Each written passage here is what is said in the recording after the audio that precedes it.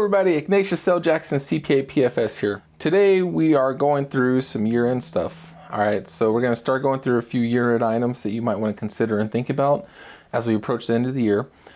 These are all things that you need to do before the year ends in order to take advantage of them, okay? So the first one we're going to talk about today is what my shirt says here, which is putting your kids on the payroll, alright? So putting your kids on the payroll is an awesome strategy as long as your kids are actually working inside of the business, okay? If they're not working inside the business, then you cannot pay them through the business. So they need to actually be doing work for the business, and you need to track their time. You have to track their time and pay them a reasonable wage based on the type of work that they're doing for your business, okay? So you have to think through that and make sure that it makes sense. Talk with your accountant, your CPA, whoever you have helping you out. Make sure they are on the same page as you when it comes to paying your kids. And here's the process on how to do it, okay? So if you want to pay your kids, now that we've factored in that they actually did work, you pay them a reasonable wage, etc. Let's say it's a couple $1,000s, okay? So $2,000 as an example. If they did $2,000 worth of work, what you would do is if you're a sole proprietorship or a partnership, you're just going to basically write them a check to their bank account from the partnership account or the sole proprietorship bank account. You're going to write them a check or do an ACH transfer.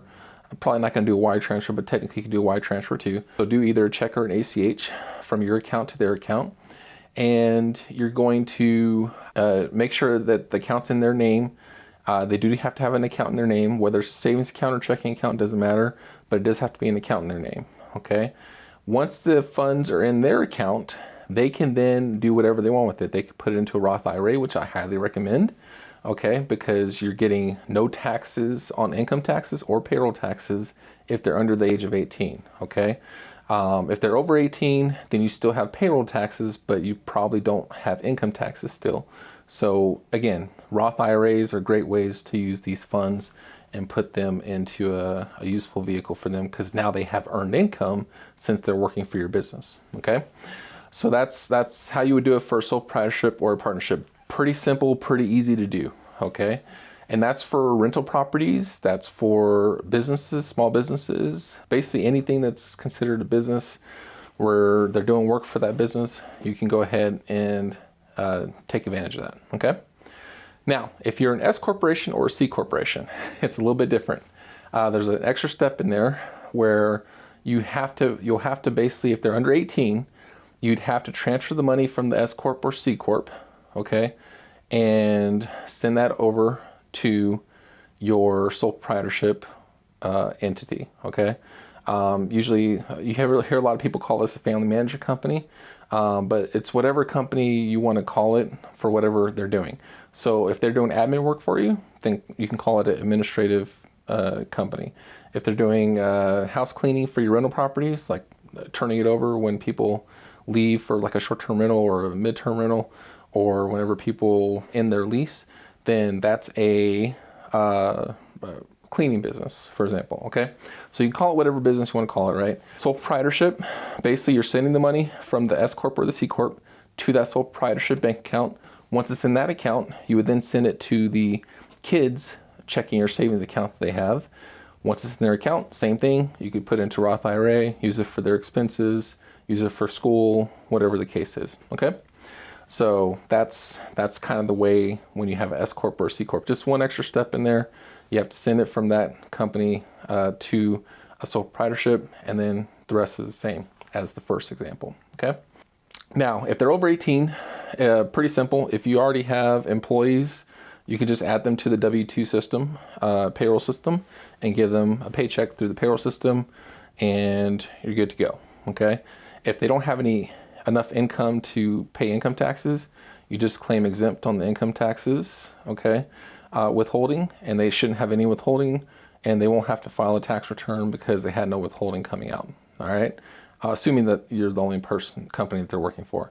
And they'll get a W-2 at the end of the year, they pay the payroll taxes, and they can kind of do what they want with the funds that you're paying them for working in the business, okay? So yeah, that's in a nutshell how you do paying your kids. And so huge opportunity, great strategy, something that is awesome if you do it the right way.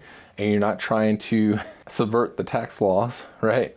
So don't pay, honestly, I laugh, but it is serious. Like, don't pay your kids from your business and take a deduction if they're not actually working in your business. Your CPA or your accountant is not going to stand behind you if you do that and you don't have any supporting evidence. They didn't actually do anything.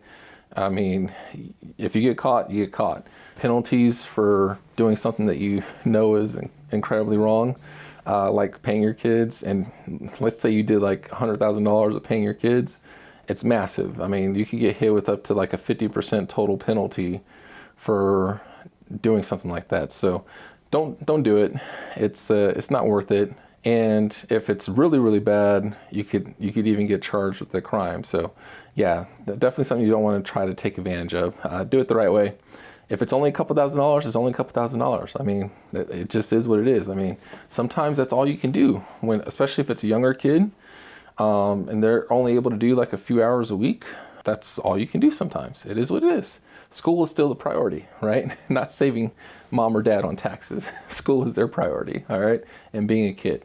So, but it's always good to teach them a little bit, give them a little education, give them a little knowledge about being financially responsible, saving for their future, all that kind of stuff. So when it does make sense, then definitely do it, okay?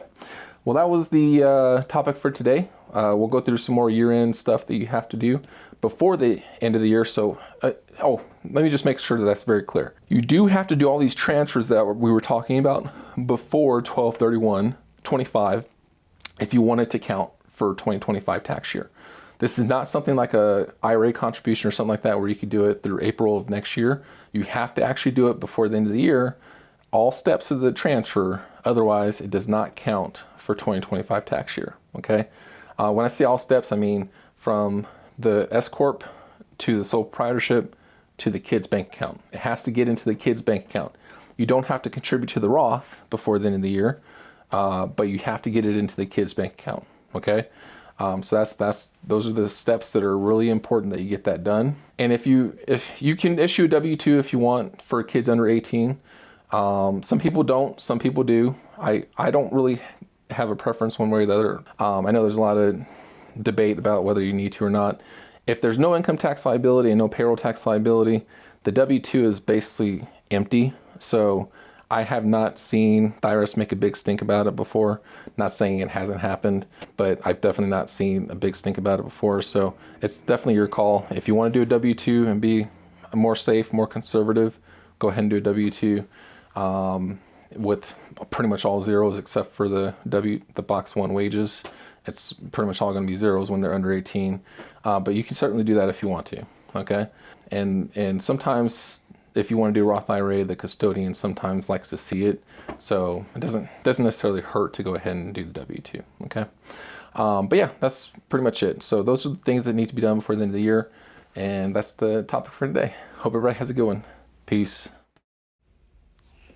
This presentation is intended to be educational only and does not constitute a CPA or financial advisor-client relationship. It is always in your best interest to consult a competent legal financial advisor and/or tax professional when conducting your own personal transactions. Furthermore, it's important to do your own research when necessary to verify tax law when there's a lack of concrete guidance or gray areas of conversation.